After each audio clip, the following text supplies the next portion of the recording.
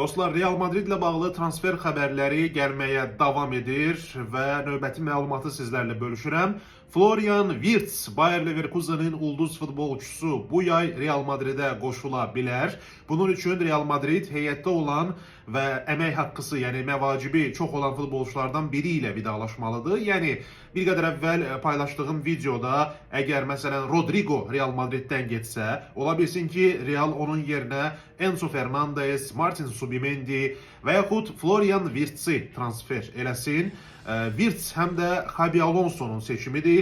Bu futbolçunu o Bayer Leverkusen'dən çox yaxşı tanıyır və təbii ki Alonso'nun sistemində ən vacib simalardan biri idi Florian Wirtz və Alonso onu özü ilə birlikdə Real Madrid'e gətirərək Kral klubunda oynatmaq istəyir. Şəxsən mən Bundesliga-nı və yəni Almanya çempionatını yaxından izləyən və Bayer Leverkusen'in oyunlarına çox baxan bir futbol mütəxəssisi, jurnalist olaraq Wirtz'i çox bəyənirəm və hiss edirəm ki o Real Madrid'e fayda verə bilər. Amma məsələ orasındadır ki bu dəqiqə Real Madrid'in Wirtz'dən çox Toni Kroos'u əvəzləyə biləcək futbolçuya ehtiyacı var. Yəni topu özündə saxlayıb komandanın oyununu, maçın tempini idarə edə biləcək bir futbolçuya ehtiyacımız var.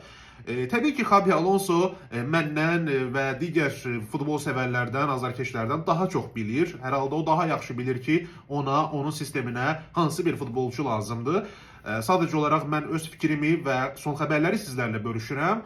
Və əgər Wirtz'in Real Madrid'dəki perspektivi barədə danışmaq lazımdırsa, yenə də deyirəm, bu futbolçu düşünürəm Avropada və dünyada istənilən klubu gücləndirə bilər. Onun driblingi var, dəqiq zərbələri var və meydanı da yaxşı görür, oyunu da oxuyur.